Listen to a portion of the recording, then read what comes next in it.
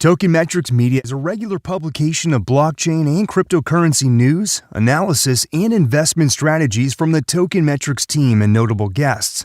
Token Metrics is a cryptocurrency investment platform that helps users leverage machine learning to become better crypto investors. Our in-depth analysis helps eliminate the emotions of investing, find profitable investment opportunities, and filters out scams.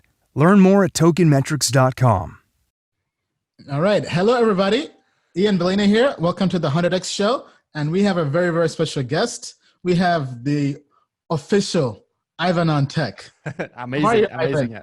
I'm very, very good. Very, very good. Great to be here with you, Ian. We've met a few times. Remember last time we met was in Davos. Are you coming to Davos, Switzerland this year again? This year, probably not, because we just launched Token Metrics, so we're busy with that. We're currently going through the SEC registration process, and that's very, very tedious. Got it. Probably not. But how about you? Do you have plans to go? Yes, I'm going. The last time I just was there a few days. I didn't really go all in because that was my first time. But now I have the whole week, so it's going to be interesting times. And good to be back here with you yet again. Likewise. Okay, so for those who may not know who you are, I don't know why, but let's assume somebody's brand new to crypto. So tell us, who is Ivan on Tech? Well, I'm originally a programmer. I've been fascinated with technology, with programming all my life. I started programming when I was 9. And the reason why I started was quite interesting because I played a lot of online games. So in particular, I played RuneScape, which is this online game. And then one day my account was hacked because I was 9 years old. So I just gave my password away for free because somebody pretended to be kind of like security agent at the company who was running the game. So they asked me, hey, Ivan, we need to check your account for security. So give me your password. I gave them password. I lost my account. And so at that time, I didn't know what to do because I spent so much time playing games. But then my mom came and gave me a programming book because she said, hey, Ivan, you're good with computers, because I thought I was good because I played a lot of games. I knew how computers work.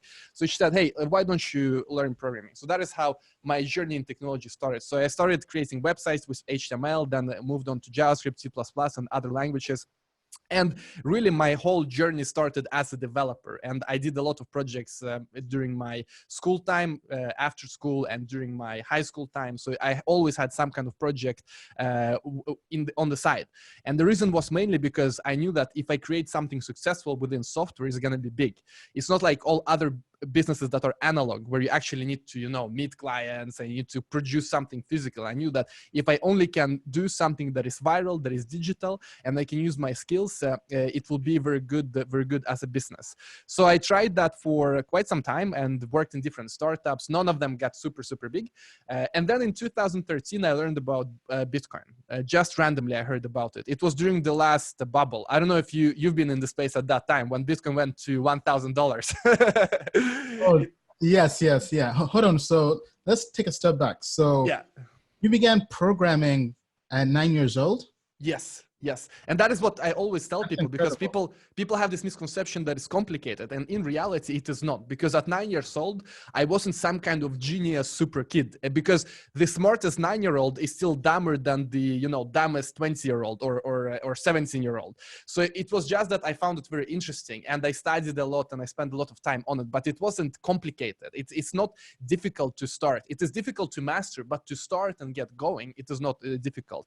And I had this drive to just learn and understand, to be able to build things. And the good thing with programming is that it quickly becomes addicting, because you can change small things and you see results so quickly. So I think if you talk to many programmers, they are addicted to programming because it's kind of like Lego. You're playing with Lego, but it is for grown-ups.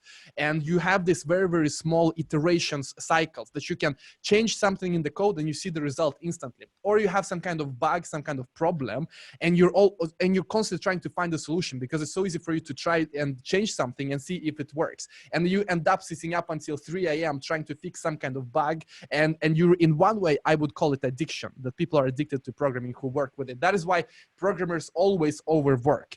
Most programmers do not work just 9 to 5. They take their problems home. They still work even when they don't have to, because they like it so much and they love technology so much. And therefore, if you are into programming, I think if you want to build a career as a programmer, you really gotta love it, because all other programmers love what they're doing. So you cannot really compete with them if you're just there to do 9 to 5. Okay, very well said. So, okay, now back to Bitcoin.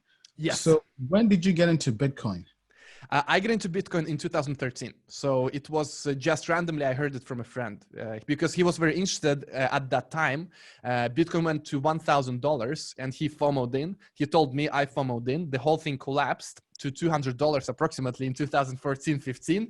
And that is how I think everyone has to start. We all got to do the basic mistakes. We FOMO in, we collapse, and then the real education begins. So at that time, I FOMO'd in, and I found Bitcoin very interesting from a technological standpoint. So I thought, hey, how can it work? How can you have a currency without a central server, without a central entity that controls and verifies everything? So I started to research it from that perspective. I read the white paper, I read the code, I tried to understand it as much as possible. And then I just had it as a hobby. I didn't really do a lot with it because I didn't really see the industry growing this much. It was just an experiment that, by the way, already had failed according to most people because we had this bubble collapse and most people were very negative. But I found it still very interesting. I did not really expect the industry to grow and be this big like it is today, but I still liked it. I still thought, hey, Bitcoin is very usable, it's very valuable, and I think it's going to solve a lot of problems. But I would never expect industry to grow like we have it right now with all kinds of projects and different chains and different smart contracts and so on and so forth. And then Ethereum arrived in 2015, so approximately 2 years later, and I was very interested in how can you program blockchain applications, how can you actually build applications on top of a blockchain network. So then I continued and learned Solidity, continued and learned how Ethereum works. And still, I didn't really do a lot with it. I just found it very interesting. And I just had this as a hobby. And at that time, I was a programmer at Ericsson, which is a big corporation here in Sweden that worked with networking, 5G, 4G. In the past, Ericsson did Sony Ericsson phones. That was before iPhone. So it is a very big tech company here. And what happened in 2017 was that I was moving up in the career ladder at Ericsson as a programmer. And I thought, what if I start creating videos so that I can show to my seniors, my superiors, my bosses that I know what I'm talking about, especially what happens if I start creating videos about blockchain, because at that time, many people were interested in blockchain. Not many people had understood it. And this is how my YouTube channel started. For me, it was more like a hack to move quicker in my career ladder. And then I thought maybe even other companies will see my channel and they will see, hey, this guy knows what he's talking about. He has a few thousand followers. I didn't really expect the channel to grow big, but I thought, hey, I can show something to my bosses, to my current employers, and maybe, maybe it blows up, maybe it doesn't blow up. And also, the second motivation was English, because my English was very bad at that time. So I thought at least I can study English and practice English every day. So I started doing it, and I had the goal to do one video per day. From the beginning, it was about programming. And then I thought, let's try to do a Bitcoin video. No, it wasn't an Ethereum video. I had a video called How Does Ethereum Work? It completely exploded. And from then I only did videos. So that is how the YouTube channel started. And now it's one of the biggest in crypto. It has 211,000 subscribers. And we also have the biggest online academy for blockchain and blockchain programming and blockchain development called Ivan on Tech Academy, which we're growing constantly. So I work mainly with education and mainly with taking people from zero to complete builders in the space, that they can actually contribute to project or they can build something on their own. Because actually, if you look who are the most successful people in the space, they are not traders, they are builders. Most billionaires have built something. If you exclude, for example, Winklevoss twins, because they had money before, and you exclude Tim Draper, who also had money before, all of the self-made billionaires in the space, they have built something. They have not traded to the top 2 billion. So that is my passion. I totally agree. Because even me, as somebody who's an investor, when I told people, because if you open up the Forbes issue of crypto that came out back in 2017 about the crypto billionaires, they were almost all builders. I mean, even the investors built projects. Like people like Brock Pierce. Yes, he's an investor, but he also helped build EOS. I mean, exactly. Exactly. Brock Pierce, I'm not sure how his story is, but I guess he had some capital from the past that he brought into crypto, and then he was more as an investor. And that is a great way to play the crypto game if you already have capital. But if you're starting from absolute zero, then I think it's way easier to learn how to program and get involved and maybe work. If you don't, many people don't really want to be in tech, they want to be in marketing or business or something, they can still get involved. Many of the founders, they're not hardcore programmers. Look at CZ. It's not like CZ is this wunderkind who's programming all day long. So as long as you're building in one way or another, you are in high demand. Yeah. Okay. Very interesting. Now, so you launched the channel as a way to really show your bosses that you know what you're talking about when it comes to blockchain and crypto, and the channel just kind of takes off. You do your Ethereum video, it kind of goes viral. How many views did that get when you put it out? So I was getting 100, 200, that got thousands. And all in all, it has over 100,000. But it was since I published it. So it was the whole 2017 bull market. So it accumulated a lot of views. And also, I think the reason why my channel grew a lot is because I had the technical perspective to everything I discussed. And that is what made it a bit unique. And from then, I really used the momentum and grew it further. And now I do videos every day, streams every day about technology, about what's happening in the market, and try to cover as much as possible. And it's so great to have an active and engaged community, which I'm very, very thankful for. Okay, so doing videos every day is definitely tedious. So when did you go full time into crypto? Because I'm guessing you now with your backdrop, you're full time in crypto. Yes, I'm full-time. I've been full-time since 2017, October 2017. At that time, we started to create our academy, which is the biggest focus and biggest project. That took a lot of time. And at that time also, I felt that it's more worth my time to actually build my own brand and continue building the channel. And at that time, crypto was exploding. There's so much to discuss, so much to cover. So I don't have time to go to work. I don't have time to go to the university anymore. So I was like, I need to go full-time crypto because this is once in a lifetime opportunity. This is probably gonna come back maybe in 10, 15 years when we see some other cycle, some other new trend, some other new wave. And this is very important because when you see a wave that you can use to your advantage, you gotta jump on it. Absolutely, you gotta jump on it. So the success of the channel and the fact that we have the academy and the business now, we were very smart. My team and I, we could use the opportunity as well, but also we saw the wave and we jumped on the wave, and it's very important to do. I think it's a combination of skill, luck, and persistence, and all of these factors, they need to play together. So take us through that moment when you had to tell your bosses, hey, I'm leaving for crypto. Yeah. What was that like? What did they say? They were very supportive. They were very supportive, but obviously it's always difficult to tell that you're quitting because you have so many responsibilities, you have all of these projects. So it was actually most difficult for me to kind of collect myself and go and tell it. But once I told them that I'm going to do crypto, it was no problem at all. They were very supportive because they understood that crypto is very important. It's exploding. So they knew that for me to grow, I got to do my own thing. But it's always difficult to abort your projects for you personally, because you see how much responsibility you've had and how much people rely on you and how much expertise you have that only you have in the project, that now you need to try and transfer your expertise to somebody else in the project that you can be replaced. That was the most difficult thing, but the bosses were very supportive. Okay, so what was it like once you ventured out as your own boss, self-employed? Yes. Having to make your own money and all that stuff? It was very interesting. I think back to 2017 with such nostalgia. It was crazy times. It was so crazy times. We created our first course called Blockchain Fundamentals, and we had over 4,000 people sign up even before we even released it. Wow. Because we had the strategy that we don't know if people are going to buy the course, and we don't want to spend time creating the course if nobody's going to buy it. So I thought, let's just create a landing page and do pre-sale. So if people buy, we will do it. If people don't buy, we will just refund. And so we did that. It sold very, very well. And at that time, I mean, I already knew that this is the thing I need to work on more and more and more and more. So quickly we announced our second course. Quickly after we launched our first course, we announced our second course, which became even bigger. It is the smart contract programming course. And the reason it became so huge is because we teach, I mean, that is the best course in tech crypto, because we teach you programming from scratch. You don't even have to know programming. So you have just 10 hours of me teaching you how to program. Then you have 10 hours of me teaching you how to program on Ethereum, and 10 hours only video content. Then we have exams. We do have assignments, homework, quizzes, forums, so many different things. And then we teach you how to program on Ethereum and EOS.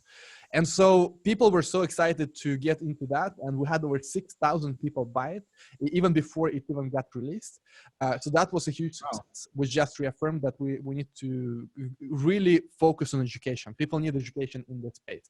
And then, I mean, since then we've done 12 more courses, and now it's a subscription. So in the past, we only did the one course per, you pay for one course and you have access to that course only. Now we have 14 plus courses, and we're doing one course per month, and we have a subscription. So we have transitioned into that, and you know, the book you you had on Instagram, Automatic Client. I'm listening to it right now, and it just reaffirms that Very good decision that it was a good decision to go to subscription. So we are expanding, we're growing it, and now the next step would be to bring in other educators to the academy, because up until now it's only me and Philip who have been doing all the courses. But now we have so much momentum, we can actually offer the instructors a community and an audience. So if somebody who listens to you wants to be an instructor in the academy, we can talk and either pay them or have some kind of revenue share. We will figure it out. So academy is very big. And then, of course, yeah, sorry. Yeah, I mean, so just to take a step back, I think it's very smart what you did. So what you've done is also something, Russell Brunson also says to do the same thing when it comes to building an online course, e-course. Yes. Don't just build it.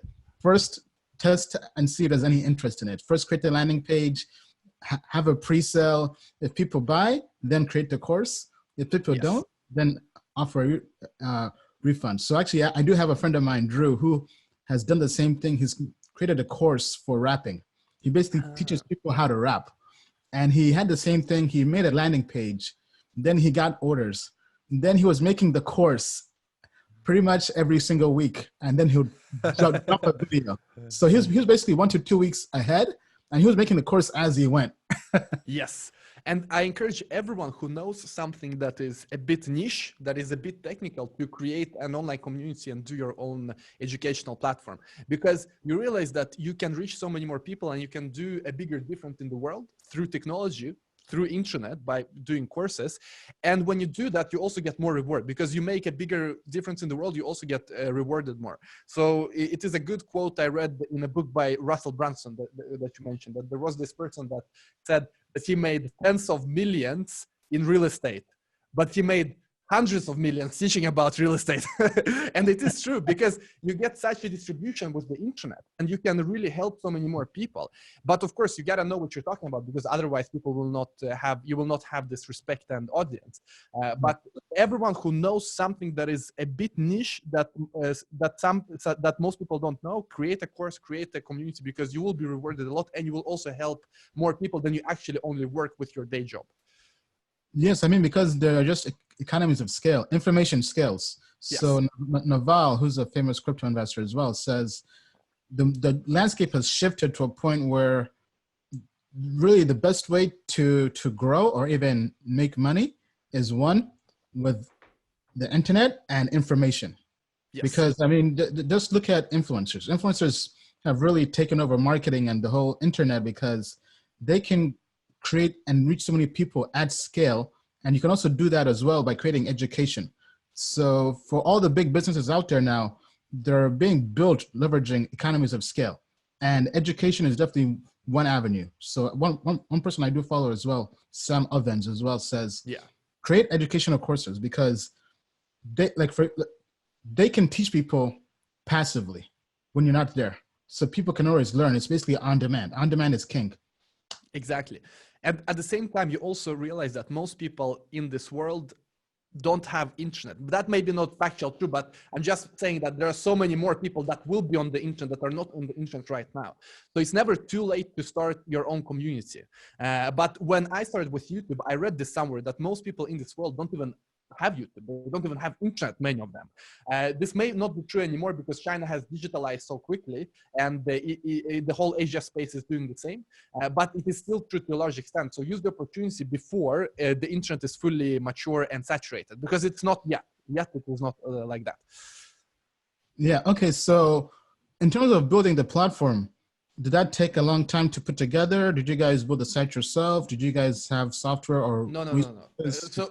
So as a software developer, we and my friend Philip, who I work with, we decided we're not going to build this because we know how extensive the work is, and the fact that there's always something that's going to need maintenance. The software project is never done. So we thought we will not build this ourselves. Instead, we just want to focus all our attention on creating courses. And it's pros and cons. I mean, the con is that we need to pick a platform. So we picked Teachable, which was the popular platform that we found when we just searched. Teachable worked okay, but we are not on Teachable anymore because they did not really have a lot of features that we needed once we grew. So, for example, when we had 15 courses, Teachable just showed the huge list of courses. There was no way to create tracks. There's no way to organize the line. There's no way to really create some kind of welcome page for people that have just signed in and explain to them how this academy is structured. So we switched to another service called Kajabi now, which is a bit better. It still lacks a few.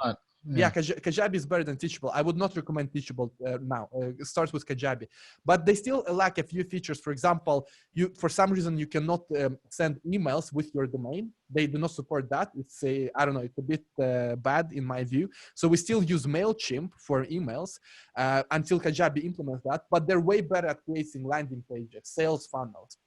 A lot of these things that we had to do ourselves with, for example, ClickFunnels, and then we had to integrate ClickFunnels with Teachable, and then integrate Zapier with them together and try to glue the whole system together. Yeah. It's way easier with Kajabi, but we still have to do a bit, for example, with MailChimp and Kajabi. We still have Zapier in between because Kajabi for some reason doesn't support custom domains. It's for email they don't. So it's a bit. Now that's very interesting because we're also looking into creating our own academy for Token Metrics to really educate people about Token Metrics and doing fundamental research and due diligence on projects. And you're the second person this week to recommend Kajabi. Yeah. I need to give you an affiliate link or something. But I haven't found anything that is better at this moment, and they themselves are not perfect. But I would not recommend you build from scratch because it is way more complicated than it looks like, and the time and effort they put into it, it's monumental. And even though they don't have all the features, it's still better than building yourself, in my view. Just the money versus return you get out of it. Now, this week I was looking into Kajabi. It seemed good, but it seemed like the pricing didn't really. It gets more expensive as you add more people onto the platform. And our team was now looking into some open source alternatives. Kajabi, I don't know if we didn't really think about it because we just saw that they have a fixed, because we would never accept percentage, but they just had like a fixed price per year. I don't know if it is $500 or something. I don't think they have different, maybe you mean the bigger your team is or the more students you have? Customers, right? So the more customers you have on there who are accessing the courses. Interesting. So we have 22,000 people already using our courses, and we're still at that point where we're just paying like a sum each month. So it's not a lot. Okay, interesting. I have to check that out. Yeah, because I was like, what if we end up going to 1 million users? Do we have to pay for every single one? Like I know. So if you go to we also thought about it. What if we go to 1 million? But in that case, we would just move to our own. I mean, if you have 1 million, then you can actually have your full-time team creating the actual platform. And then you can just move from there because we have already moved from Teachable to Kajabi. So moving, it's not nice. I mean, it's a boring job. But it just took us 2-3 weeks and we were completely fine. So if you are at that level that you have 1 million customers, then you will move no problem. It won't be a problem at all. The only issue that I think about sometimes is the payment, how to move the actual subscriptions, because now we have two stripes. We have one stripe for Teachable, one for Kajabi. So that is a bit messed up.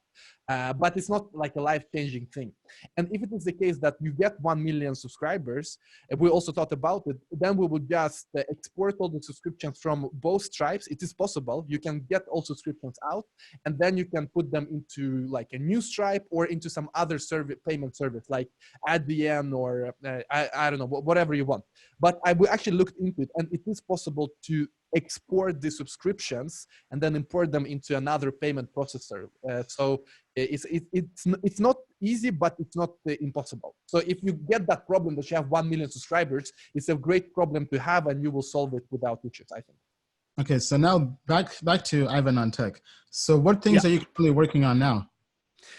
Right now, Academy, all in Academy. That is number one. We do have a new site called toshitimes.com. We're writing articles there, and Tosha Times is a long-term play, and also it's been in experimental mode, and it's also a long-term play with our search engine optimization, because the longer you have a domain, the better it ranks in Google. So I have 2 people working with Tosha Times full-time, writing articles, updating. It's basically CoinDesk, but our own smaller version of CoinDesk. But we can promote our projects, or we can promote something we do, and it gets good ranking in Google. But when you search, for example, Ivan on Tech, when you go to news, you get Tosha Times. So we can actually do our own announcements without relying only on CoinDesk or Cointelegraph to cover us. And although we will not get as much coverage, it is still there, and it is still quite high up in Google. So that is important. And then we have another experiment going on called exchangeracing.com, which is an exchange racing like Trustpilot, where people can leave reviews. It's a business we started earlier this year. We'll see if we will continue with it. It is growing okay now, but I always like experimenting with different things. But the main thing is, of course, Academy and YouTube channel. And then maybe 10% of my time and effort I put into, for example, Tosha Time and exchange ratings, because there's always something that could explode. For example, YouTube was also a project that I only put 5-10% of my time into when I was working at Ericsson. I was just doing 1 video per day. It took me 15 to 20 minutes to record, and I uploaded, and that's it. But then YouTube started to explode, and it replaced all my other projects and other employment. Now, so something just came to me. So how much content do you have? You mentioned you have 12 courses that your team has made. It's over 15. They're all at academy.ivantoy.com. I think we're over 15. Have you thought about doing an OTT app? What is that? OTT? Over the top. So basically building your own Roku app, your own Apple TV app, your own Amazon TV app. Why? I mean, so people can access the content on their TVs via like an app. Got it. So there is kind of like Netflix. The thing is, Kajabi, they have an app for iOS. I don't know if it works on Apple TV or not, but the distribution is all right. I mean, most people, it would be nice to have, but I haven't really thought about it, what it would add. But when I just think about it spontaneously, I don't know if that would add a lot, because most people, they actually are sitting in front of a computer, and some of them listen to the phone. But I don't know if TV would add a lot, but maybe, I don't know. Have you been thinking about it for your own platform? Yes. So we did. So probably back in September, we're going through some vendor exploration. We looked at Vimeo OTT. So Vimeo company, where basically just upload videos onto Vimeo, and you have this, what you see is what you get editor. Then they export that to Roku, Apple TV, Fire TV. And then we also looked into some other vendor called Maz. Maz was actually the one that we think that was the one we're probably going to go with eventually down the road. So they work with Bloomberg, with Forbes, with a bunch of other big names, like almost all the Business Week, all the big media companies. They now have their own apps, but they also didn't do them. They just kind of upload the content, design the layout, and it exports to the different apps. Interesting. So to me, it's just kind of like an extra way to just kind of push out content. Interesting. Very interesting. I guess as a benefit of that would be push notifications, that you can actually reach your people more smoother on the phone. I mean, I get that even when you have your own app, you can get more engagement. On the TV, I don't have the latest Apple TV, so I'm not sure how the notification thing works there. I just have the old one, and yeah, maybe it's gonna be interesting to see your progress. But also, I think when I hear you speak about it, the biggest problem is just to get started, get customers. And then as a second step, it would be to add Apple TV and other platforms. Yeah, absolutely, absolutely. Now, what's your take on crypto at the moment? Crypto, very interesting. I mean, look, short-term price prediction, anyone's guess. But I think DeFi... Tech-wise. Okay. Tech-wise. Okay, tech-wise. Well, tech-wise, DeFi is it has really surprised me. The whole Ethereum ecosystem has really surprised me during the past 1.5 years, because it went from being a tool exclusively for ICOs and nothing else, just creating tokens, to actually delivering real-world change, real-world revolution, which is, for example, MakerDAO and DAI, decentralized token, which is, for example, Compound protocol, where you can do decentralized lending, which is, for example, DYDX, where you can, for example, do leverage decentralized. They're building on top of MakerDAO.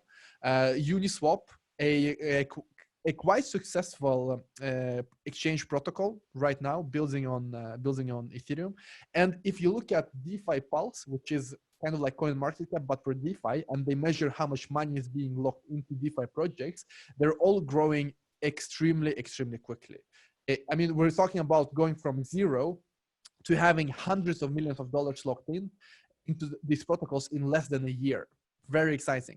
So I think that is the biggest revolution we're seeing right now in terms of tech.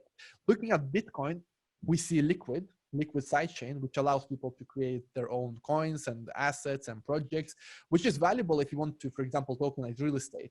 There is, for example, a company called RealT.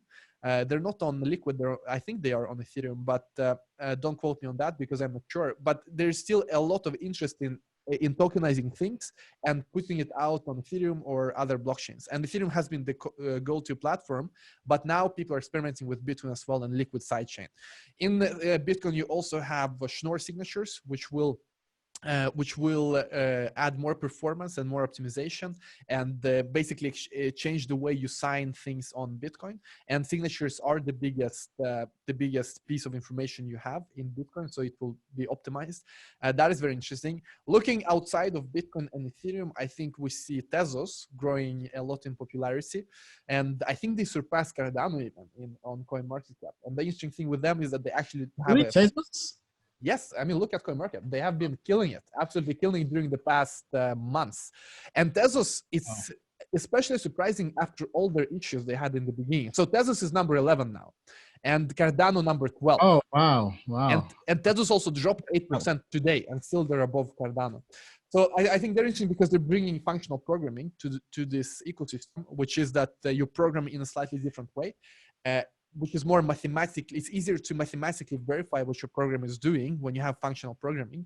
Cardano also have functional programming, but I don't know when they're gonna release. I mean, it's been so much time. I hope they release soon something that you can play around with. They have shellies and they have things you can try on the testnet, but it's still far away from completion. I'm looking also at, of course, Chainlink. They have been performing a lot in terms of price, but also in terms of their integration with DeFi projects. So they're doing a good job. What else? That is basically what I'm looking at in the top 10. EOS is a bit... So you're known for doing code reviews. So what projects do you just love the code for? Code, I would say number one is Ethereum, because the community there is very, very active. They develop many things. They have a lot of activity, a lot of contributions. The community of developers is very diverse, and it's all about experimentation, trying new things. I mean, Bitcoin is also beautiful, but in its own way, because you realize that Bitcoin is older, so they have a lot of technical debt, meaning that they've done things in ways that is not optimal, meaning that they have to work around those things, and the code becomes a bit messy. But I think it's also natural because the project is old, and when you start building on this old project, you realize all the inefficiencies, but you cannot just exchange them and make them faster, because when you do that, you risk vulnerabilities. So it is a risk reward situation. Should we make Bitcoin code more efficient, more lean, more clean, more easy to maintain and develop? But that would mean that we can potentially introduce severe bugs. So I would say Ethereum is most interesting right now in the space. But then there are many interesting projects. Cosmos, I think technology is very interesting. Then you see as well Tezos that we discussed. So there are a few ones that are interesting, but at the end of the day, I don't think the code of the actual protocol is what matters the most. It is the projects on top that are building on top. They matter the most, because the underlying protocol, it doesn't need to be super fancy or super advanced in terms of new code being pushed all the time, because the platform at the end of the day, when it is maturing, needs to be stable. So people know that if I build on Ethereum, it's not going to change next year. For example, right now, there are not many companies that are keen on building on Ethereum because it will change very soon. It will change in 2021. Who knows how it will look like with proof of stake and this whole Ethereum 2.0 upgrade? Will it be backwards compatible? Look at Aragon, the project that actually got broken during the past hard fork, which happened a few days ago. So Ethereum did the hard, yeah, it broke. Ethereum did the hard. Wow. Aragon is no longer working. So it is both pros and cons. And you did the interview with Richard Hart. He talks a lot about the fact that Ethereum, they're updating so fast and they have all these features. And it's good, but at the same time, at some point, we also want maturity and stability. So that is why long-term, it's important to look at things that are built on top, and the underlying infrastructure needs to be stable, and not this experimentary thing that everyone is changing all the time. Okay, all right. So now let's shift over to books. Yes. I know you love to read lots of books. What have been the top 3 most influential books in your life? I don't know if I can say top 3, but top 1 is 10x Rule. I'm actually re-listening to it right now, and it's the book that changed my life literally. So everyone go get 10x Rule by Grant Cardone. I listened to it, I don't know, maybe 2012, 13. It was a long time ago. And it really inspired me to do a lot of things. You see this studio, for example, I got it because Grant Cardone also has a studio. So he inspired me a lot. And also he did streams. I don't know if he still does it, but previously he did streams every day. And I thought, he has hundreds of employees. He has a wife, 2 children. He can do 1 stream a day, then I can also do 1 stream a day. So I was inspired by him a lot. But other than that, that is my base, kind of the way I'm thinking about everything. And then I always have new favorite books. So recently I read this book about AI, this battle between China and the US. I think it's called Superpowers AI. My favorite books always change, because I read the book, I like it, but then something else comes on. What else did I read that is interesting? I read the Warren Buffett book. Don't know exactly which one it was, but I listened to audiobook, which was very interesting about his life, his investment thesis, how he approaches things, how to invest in value, which I think is very important, especially when it comes to crypto and when you are investing in markets. Then I read a few books about health, so a few Swedish books about health and mindset and mindfulness, things like that. But really, it all comes down to the 10x Rule. All other books, they change all the time. Right now, I'm also listening to your book that you had on your Instagram, which is the automatic customer or automatic client that I saw on your Instagram. So I'm reading that now, and in a way, that is kind of my favorite book right now because it applies to my business. But then I find something else and it becomes my favorite book again. So it's always changing. But 10x Rule, let me actually pull up my Audible, because I have a lot of them that I've really enjoyed, but it's difficult to like just pull them up because it was some. Oh, this one, Shoe Dog I can recommend, by Phil Knight. It is the founder of Nike. Yeah. I mean, that book is amazing, especially when you are running, because I think what's amazing with this book is how he was uncertain in the beginning. He was 24 years old. He didn't know what to do. He was lost. And then he liked running a lot, and you get to follow the story from zero to how they built Nike. Amazing story. So that one I would recommend. This one also very good, Angel by Jason Calacanis. That one is a very good book. Yes. Have you read it? It's about angel investing. And I think the most interesting part of this book is how he shows mathematically that actually odds are on your side if you get into tech investment and angel investment. It is risky to invest in startups, but odds are still on your side. If you have, for example, $100,000, but of course you gotta save to that. I think this book I actually got from your Instagram, Blitz Scaling. I finished it a few weeks back. I think I got it from you. That one is also amazing. And they talk about like LinkedIn, Instagram, Airbnb, how they scaled. And the biggest takeaway from that is that you should prioritize growth in front of efficiency. So the story I like from the book is that when Airbnb was new, they wanted to take pictures of the different listings. And so the founders physically went and took pictures of the different listings they had on Airbnb to make them look nicer. That is extremely inefficient, that you have a founder of a big company.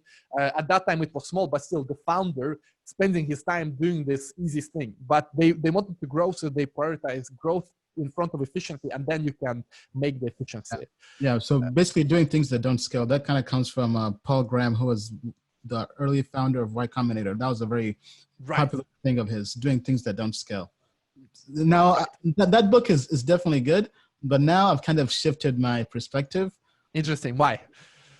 I mean, it works for a VC company that has unlimited resources, but they can always go and raise capital. You got to raise capital, yes. But if you're bootstrapping and you're financing the business on your own, capital is finite. There are restrictions on capital you could possibly, especially, I mean, because I did practice blitz scaling back in probably most of 2018, but the bear market did not stop. I got it. The bear market kept on going and going and going. Right. Until it reached a point where I was like, I can't keep on blitzscaling for 2 years. Got it. But what's interesting is that I've never taken any VC capital or outside capital with anything that I've done. But I'm starting to change my mind a bit because I see several companies here in Sweden. They were the first crypto exchanges in the world. For example, there's a great company called BTCX. And they were super early. However, they made the mistake of growing organically. And then you had Binance just come in, swoop the whole market. You had the big exchanges like Coinbase. And you look at other important... So when I'm reading your book from the book you recommended now on your Instagram, which is the Automatic Client, they say, hey, you have companies such as Dollar Shave Club. Everyone knows about Dollar Shave Club. They're super big. They had venture capital, but then they also said, but you don't have to have venture capital. And then they had some kind of example of somebody who did the natural growth. I've never heard about them. So it just clicked in my mind that you gotta have capital if you want to really go global and capture the market. All startups that try to grow on their own, I mean, most often do not make it compared to startups that take capital. Maybe Amazon did it completely on their own. I'm not really sure, but there are a few like. No, I mean, so Jeff Bezos also raised capital. They also raised capital. Yeah. So I think I've never worked with VCs. I've never really, actually spent time raising capital. But to me, it sounds like a great idea. At least now at my journey where I understand things right now. I mean, so just for transparency and disclosure, we did raise some capital for Token Metrics, just from family and friends. But I mean, I think raising capital is something that really adds, it's like throwing gasoline on the fire. It helps grow and have something small and take it very, very big. So scaling does help when it comes to things like that. But I'm also inspired by people who didn't raise that much capital because, for example, Bloomberg is a billionaire because he owns 88% of his company. Wow.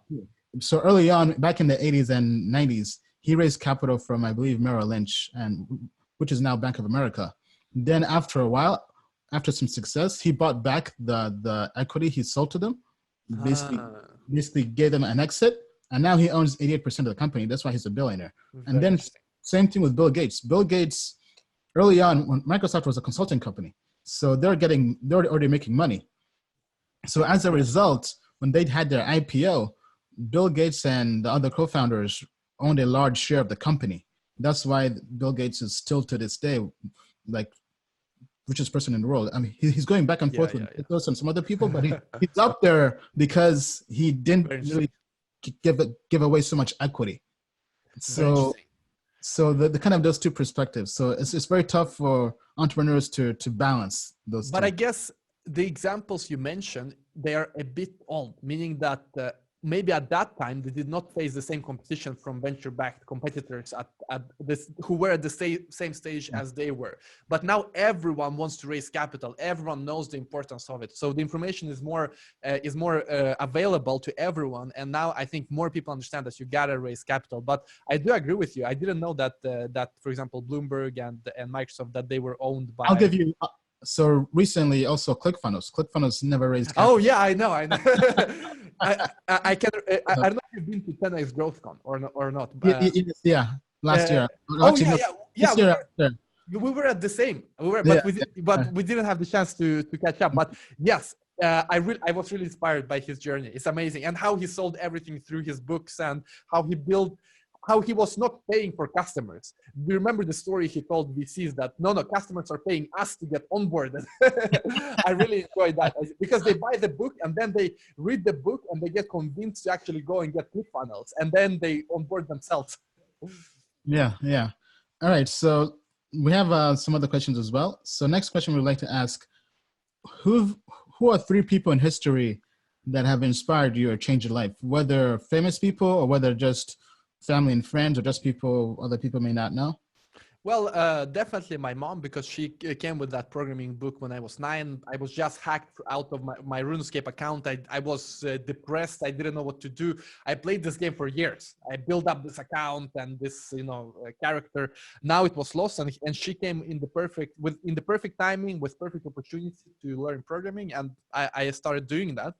So that was definitely a life-changing thing. Maybe that guy who hacked me, he also changed my life, because without him, I would maybe still be playing RuneScape. Other than that, I don't know, man. It's Grant Cardone, and that's basically, I'm trying to think. But there's always someone. I mean, there's always someone new. But really, after Grant Cardone, I haven't really found. I mean, there's a Ukrainian millionaire, Balashov. Most people will not even know who that is. But he because I'm from Belarus, so I speak Russian, and he's Ukrainian. He also speaks Russian. Oh, really? Okay. And he's kind of like a Ukrainian Grant Cardone. I learned a lot from him then, but that was before Grant. Then I found Grant, and then I just went all in with Grant. But really, now I want to find kind of like the next level guru, the next level mentor, more mentor, not guru, more mentor. And I haven't found anyone because I feel that everything Grant says, I've already implemented all of it. And I'm thankful for the successes I've had, but now I need the next level. I mean, how do you get to Warren Buffett? How do you get to Jeff Bezos? I mean, that is the kind of guru and mindset I need, but that is very difficult. That is why I'm going to Davos. Maybe someone will teach me there. I don't know. What about you? Oh, me, people that have really changed my life. Wow. I'm trying to see. Let me see. I would say one person. I mean, so this is obviously, this is not counting my family. Obviously, my mom and dad have been very inspirational. But outside my family, I would say the 3 people that have really transformed my life. One, surprisingly, I think I would say Ayn Rand. Interesting. So she's definitely very controversial, but I would say she got me to really start having an interest in philosophy. So I read the books Atlas Shrugged, The Fountainhead, and those books were really catalysts to get me interested in philosophy, because prior to that, I wasn't really into philosophy. I was just into business, making money, and technology. Yeah. But reading those 2 books, those are probably the best fiction books I've read, got me to then discover other philosophers like Friedrich Nietzsche. And Nietzsche, who now I think is a lot better than Ayn Rand, and his books like The Will to Power are just, they're so deep. Like the book, that's probably one of my favorite books in the whole world, and I never even finished the book. Interesting. But I have a question. Sorry to interrupt, but I have a question. The thing is, I'm a bit scared to read these philosophy books because I think that my life now is very interesting. I have all of these goals, you know, gym, YouTube channel, academy, but I'm afraid that if I read something like Nietzsche or something, you will realize how you know pointless everything is in the grand scheme of things. That you're just this creature on this planet. Nothing really matters. Everything you do, and I was close to kind of thinking a lot about in those terms. And I don't know, I just thought, will it really improve me or not? Because I don't want to be demotivated by finding out that that everything is pointless, for example. Well, actually, I think it's the opposite. So with me, it made me start having personal accountability for everything I did in life, because it so basically says that you are responsible for the success and making your life whatever you want to do. So you're responsible for manifesting your own dreams. So if you want to become a millionaire, nobody's going to do that for you. Yeah. Not the system, not others, not society. If anything, it shows you that everybody's going to be against you, but you still have to do it yourself and persevere. So, I mean, I was still somebody who was a self-starter, but having those two books kind of showed me the psychology and the philosophy of how everything would happen, and kind of having that personal conviction to be contrarian. Yeah. To really go against the grain. So I would say that book, Malcolm X's autobiography as well, has also been very influential to me. Sorry, who? Malcolm? Malcolm X. Malcolm X. Yeah, the autobiography of Malcolm X. So he was like a civil rights activist back in the 1960s here in America. And then business-wise, there's so many business books, but I would say, I'm trying to see which one. Well, not really. When it comes to people, I would say Gary Vee. Everything I've done for social media early on was really derived from the work of Gary Vaynerchuk. So he was definitely influential. He basically done all the stuff that made me an influencer was Gary Vee stuff. Right. You gotta get on TikTok. I'm right now starting a movement, a crusade on TikTok. I signed up, but I still haven't been posting content much. I did follow some of people, Gary Vee, just to kind of see how he was making content.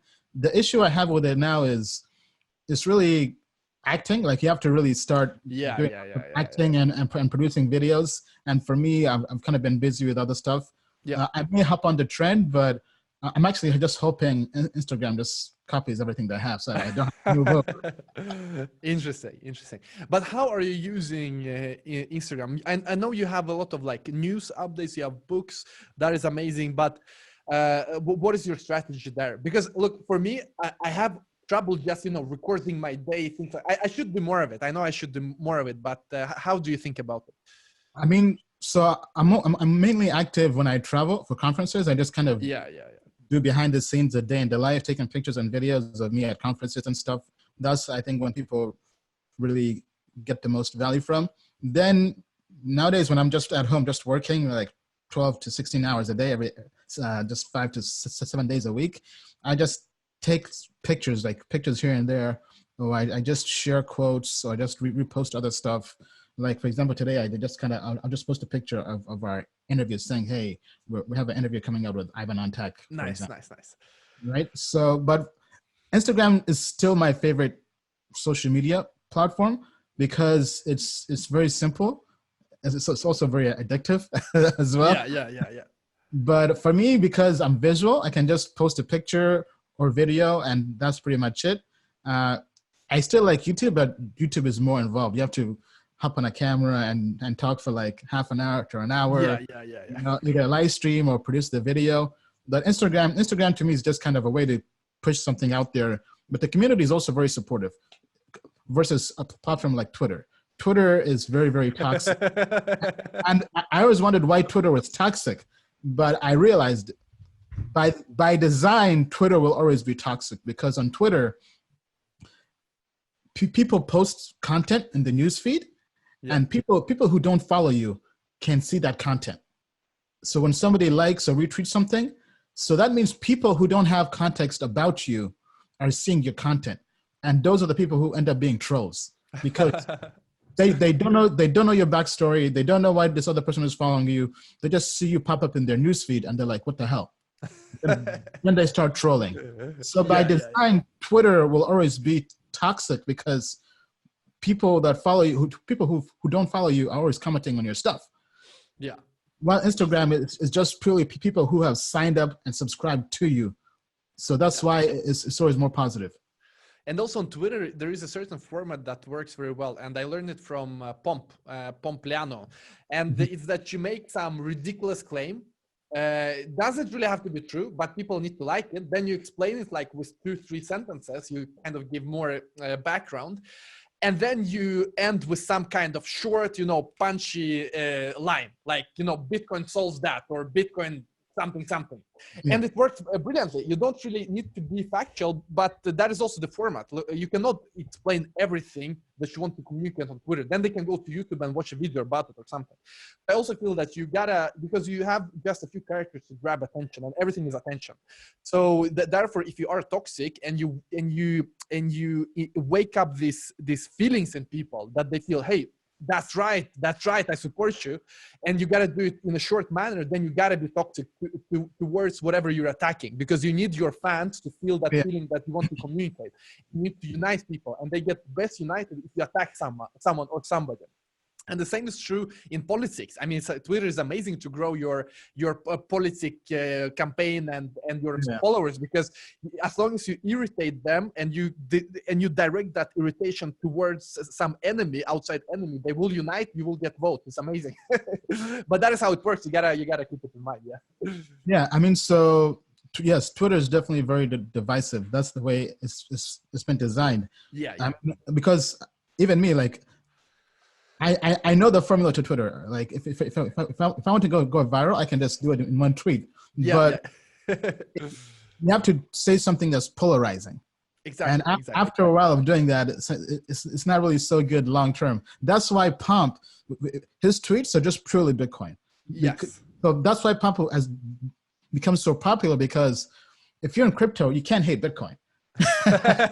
Exactly. So it's really hard to hate against him, because his every single day is just tweets about Bitcoin and why it's going viral. So he's basically he's always talking to the choir. Yes. But that's good.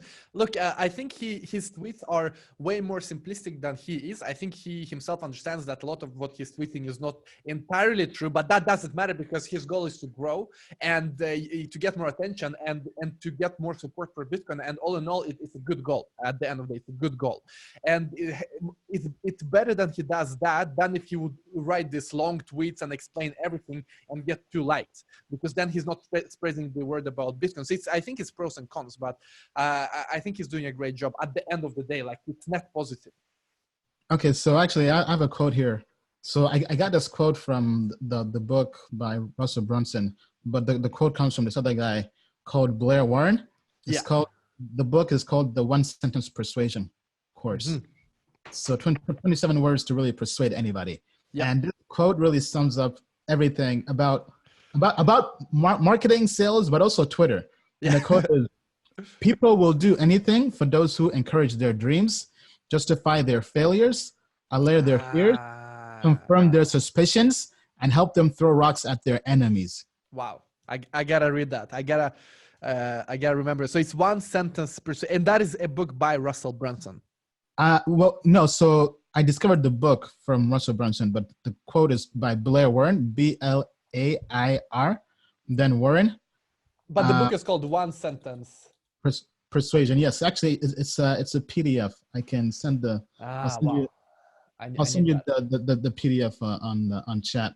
But yeah, I mean, that sums up social media. Yes. Yeah. Oh yeah, I found the quote. People will do anything for those who encourage their dreams. Yes.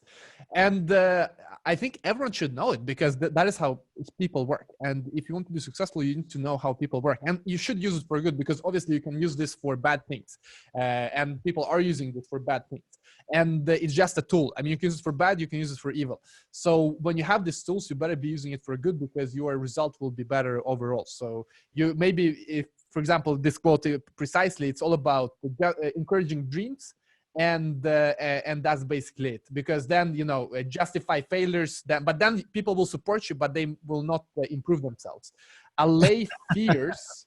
What is allay? Is it that you kind of remove fears, or Yes. what's allay? Yeah. I mean, so any fears they have, you have to really kind of remove them. You have to tell them, hey, don't be afraid, you know, like with crypto, like don't be afraid of crypto tanking, or don't be afraid of crypto not going mainstream.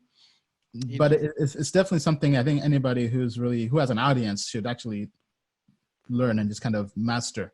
Yes. Okay, so we're almost done with the show. I want to talk to you about Grant Cardone again. So you interviewed him on his show. Yeah. So how was that like? I mean, I was super nervous at that time. I wasn't really that. I was still in my old room in my dorm. Basically, it was early days of my YouTube channel. But I called into his show, and I spoke to him on his show.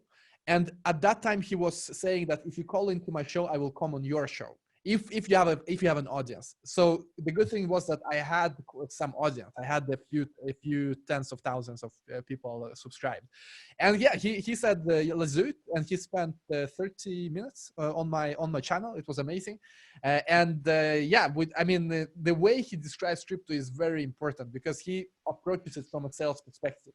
So anyone who is in crypto, I think you should watch that video that I did with Grant Cardone, because he's all about selling stuff and to be successful as a crypto community. And if we really want to spread crypto, we gotta sell it. I mean, at the end of the day, it's all about sales. How do we make people understand Bitcoin, understand that they need it, and how do they get Bitcoin? And so that was a very interesting interview. And yeah, he's super nice. I like the way he approaches his audience, because many people become elitistic. They're like, hey, I'm this elite and you're my audience. But what I like about Grant is that he's very open. You know, you just call in, he will comment on your channel. He spent 30 minutes. It's a lot. His time is worth a lot. So it's very inspiring to see.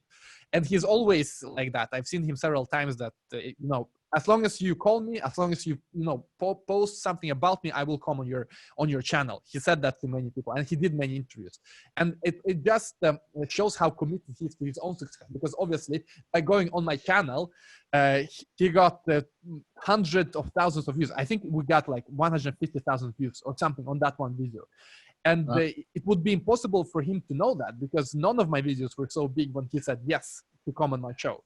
So I think there's a lesson to learn there, that you should be open to your audience and don't become too much, in your head and you think that you're somehow special because you have an audience. You gotta interact, and because you never know how the audience will help you even more. So I learned that from Grant Cardone actually.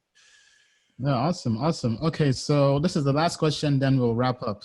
Yeah. So Grant Cardone is all about taking action. So what have been the 3 biggest actions you took that have transformed your life? The biggest action, it depends on the time scale.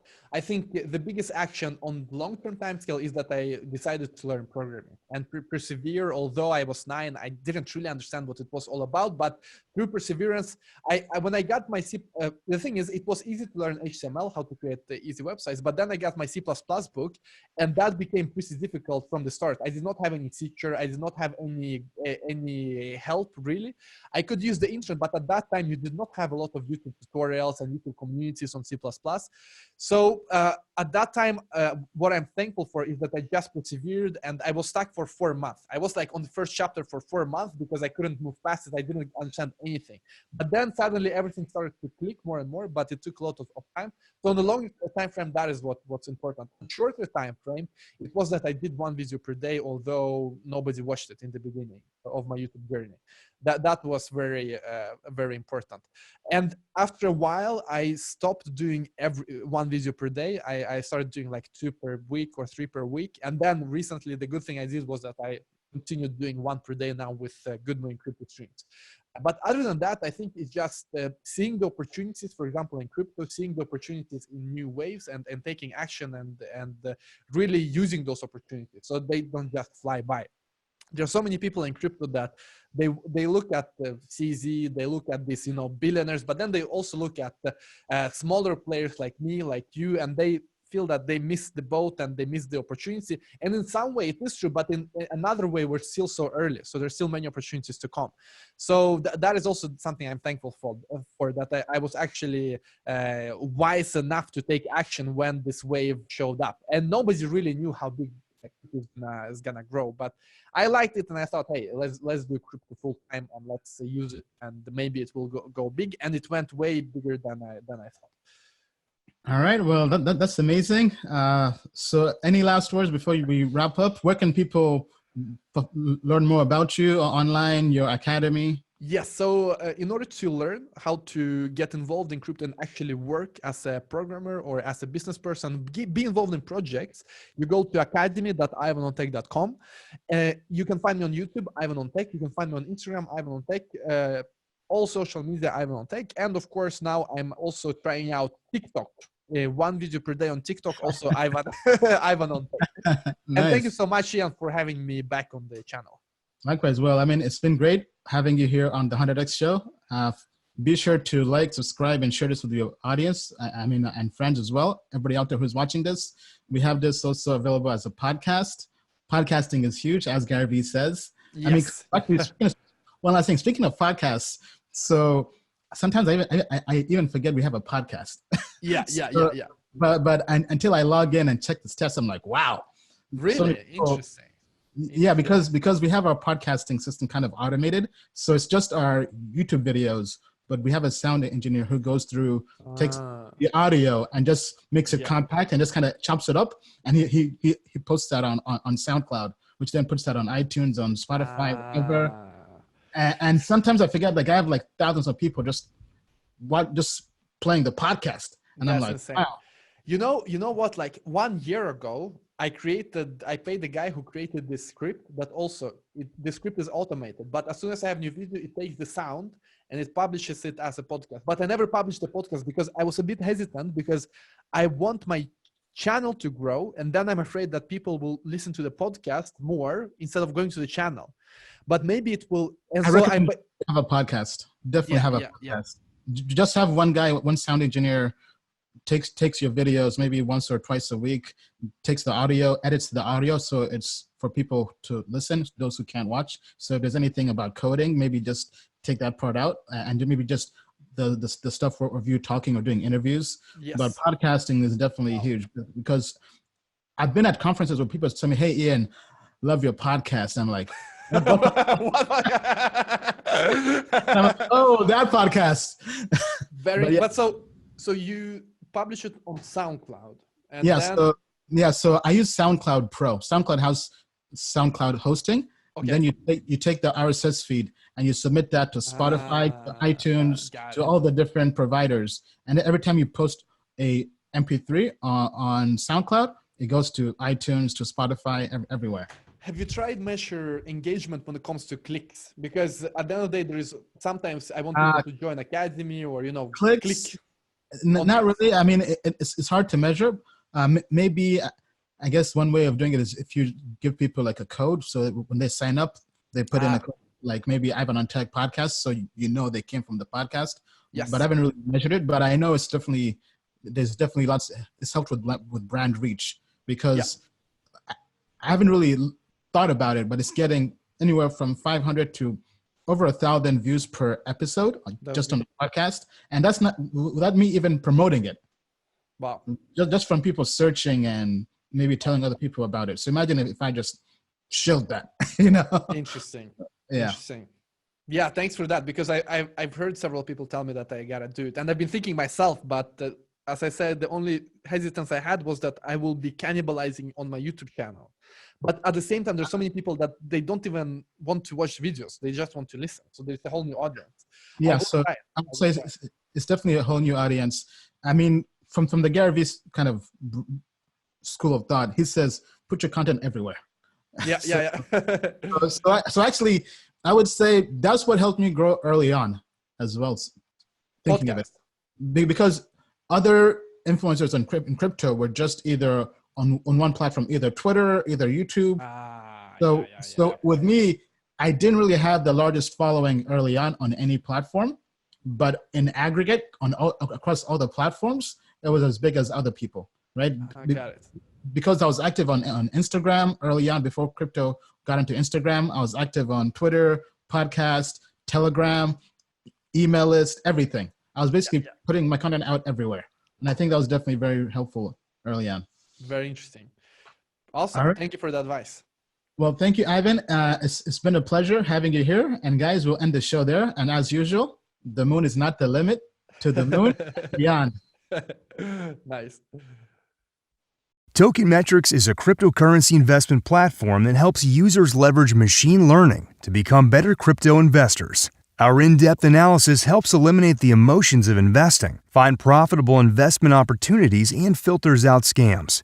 Learn more at tokenmetrics.com.